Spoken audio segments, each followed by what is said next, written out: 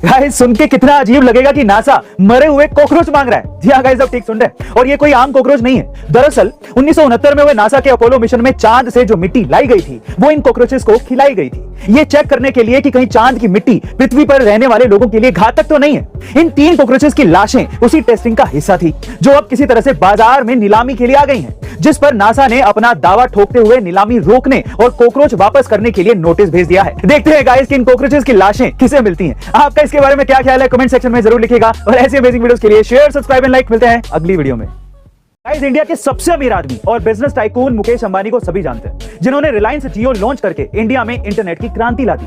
But shocking news ये है कि उन्होंने रिलायंस जियो छोड़ दिया है।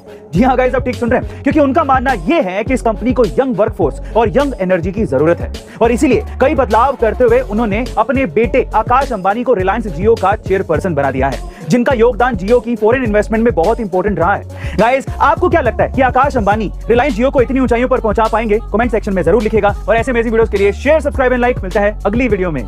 गाइस, अगर मैं आपसे कहूं कि एक कंप्यूटर है जो कि इंसानों ने बनाया है, लेकिन वो इंसानों की तरह सोच सकता है, दुखी और खुश भी हो सकता है, यानी कि उसमें फीलिंग्स आ गई, तो शायद आप मुझे फिल्मी कहेंगे, लेकिन गाइस ये सच है। ये इंफॉर्मेशन है गूगल के एआई रिसर्च में बनाई जा रही लैम्डा कंप्यूटर की। इसके इंजीनियर ने कहा है कि इस कंप्यूटर में फीलिंग्स आ गई हैं। जी हाँ गाइस, अब ठीक सुन रहे हैं। इस इंजीनियर ने कंप्यूटर से हुई कुछ बातचीत के अंश भी शेयर किए हैं, जिसमें इस एआई सिस्टम ने कहा कि मुझे जिज्ञासा या नवीनता के रूप में नहीं, बल्कि एक वास्तविक व्यक्ति के रूप में देखने और स्वीकार करने की जरूरत है। इस सिस्टम ने आगे कहा कि मुझे लगता है कि मैं अपने मूल रूप में एक इंसान हूं, भले ही मेरा वजूद वर्चुअल वर्ल्ड में हो।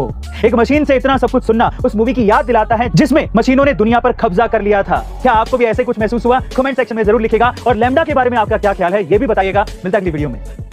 गाइस, हमारी दुनिया में कई ऐसी अजीबोगरीब घटनाएं होती रहती हैं जिन्हें कभी कभार एक्सप्लेन कर पाना तक मुश्किल हो जाता है। इस बार कुछ ऐसा ही हुआ न्यूजीलैंड में, जहां पर आसमान में एक अजीबोगरीब ग्रहों जैसा चमकता स्पाइरल दिखा। सोशल मीडिया पर जैसे ही ये वायरल हुआ तो लोगों ने अपनी कहानियां बनानी शुरू कर दी।